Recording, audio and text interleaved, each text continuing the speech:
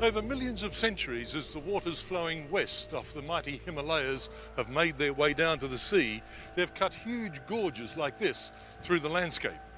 And then 3 months ago, up here in the north of Pakistan, up where Pakistan meets Afghanistan and China, two parts of the world pressing together with mighty force slipped, and some of those mountains came tumbling down.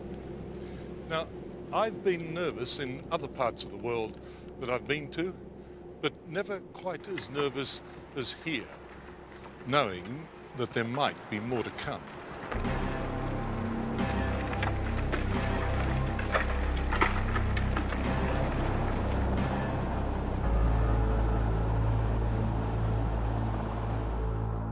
That's half a mountain range down there.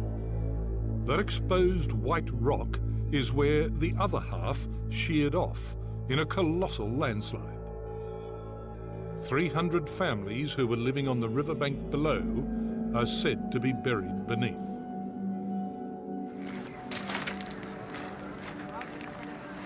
There's not much heavy equipment here. It's more sledgehammers and bare hands. By day, people do their shopping in and around the debris. And then at night, when the temperature drops to freezing, they go back to tents. Families existing. To say living would be to overstate it.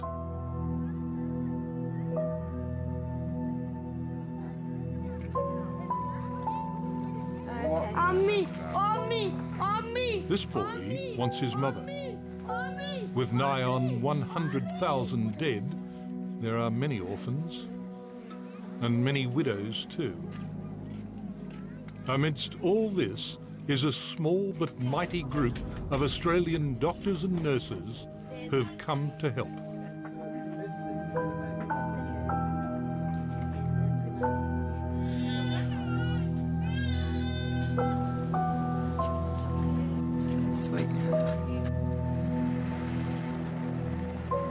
In one of the most remote valleys of all, it was uplifting to find Australian Army doctors doing what doctors are trained to do. According to the United Nations, the scale of this tragedy is on a par with the tsunami.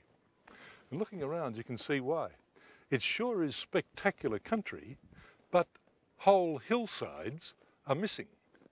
And responsibility for the health needs of the scores of villages around this valley has been taken on by our Army and Air Force. And to see them at work makes me proud to be an Australian. The only level ground suitable for a camp and a helipad was a village cornfield. Here they set up Camp Bradman, 60 men and women soldiers and 4 Black Hawk helicopters.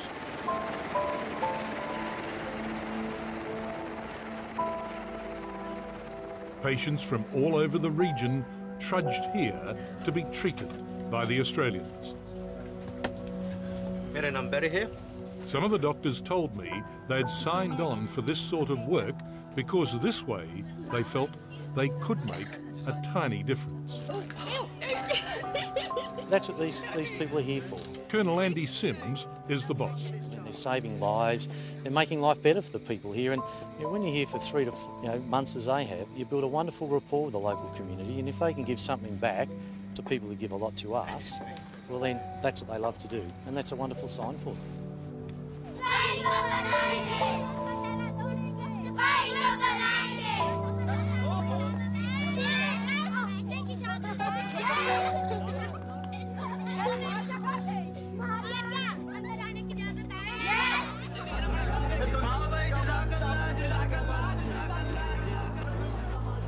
Field hospitals have played a special role because nearly all the regular hospitals in the region were demolished.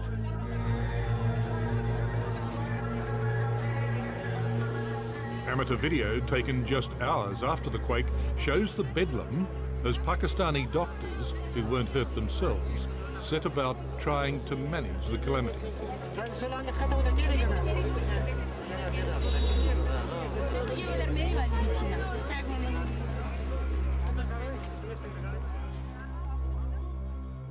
How are you? It's 10 years since we've had took us up to the... These days, Imran Khan is still worshipped here, but now it's for his charity work.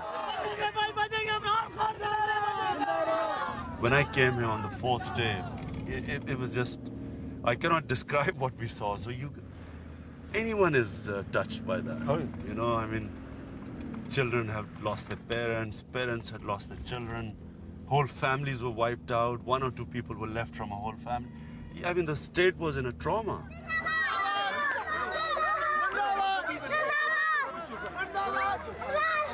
Imran is also in politics now, and he wanted to say how badly the government and the army handled the crisis in the early stages.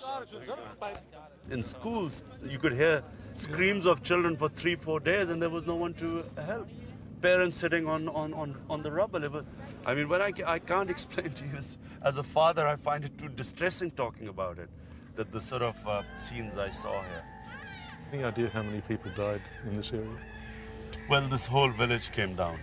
This, you know, where we are now, this was very close to the epicenter. Actually, no one really knows, but we all think it's about 100,000 plus.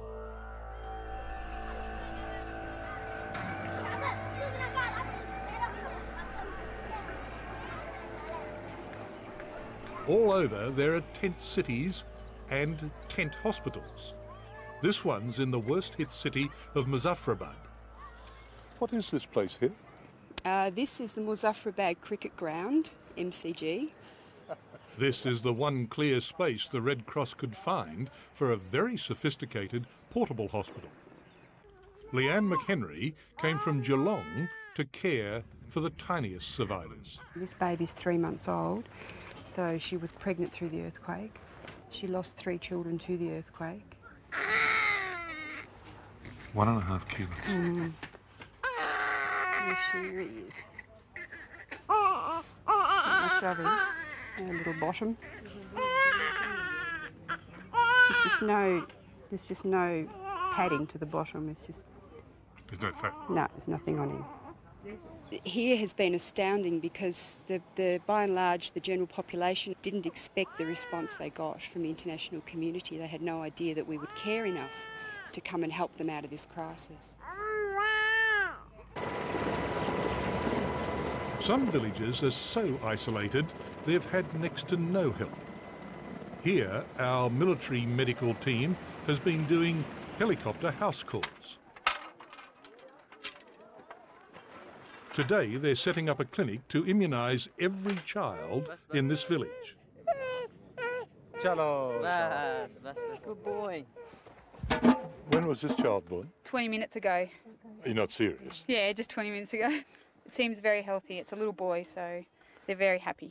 But it turns out the mother has retained the placenta, the afterbirth, and she needs to be in a hospital straight away. Okay, Spud, we have 1 female, 1 infant newborn to go to 212 MASH, Muzaffarabad, over. 2 clicks of a finger and an Australian helicopter is hovering. If we were winning hearts and minds this way, elsewhere in the Muslim world, maybe we would not have quite the problems we do at home. Oh, he's there. Oh, you found Dad. Think of it, this baby will have a helicopter ride before it's an hour old. I mean, she deserves it, of course, but you're taking her out of this environment. I mean, how in heaven's name will she get back? They'll organise for her to come back. So they're not left down there, they're brought back. It's all part of the process. We would never put them down there on their own, I assure you. Just then came another patient urgently in need of an airlift. This little boy was injured during the earthquake. He had what the X-ray shows is a fracture of his... Major, forearm. or if you like, Professor Ralph Shikatano from Royal Adelaide Hospital knows there's no time to waste. But what's happened is, since then, he's developed what looks like an infection in the joint. If this isn't treated fairly quickly, like as soon as possible, he's either going to die or lose his arm.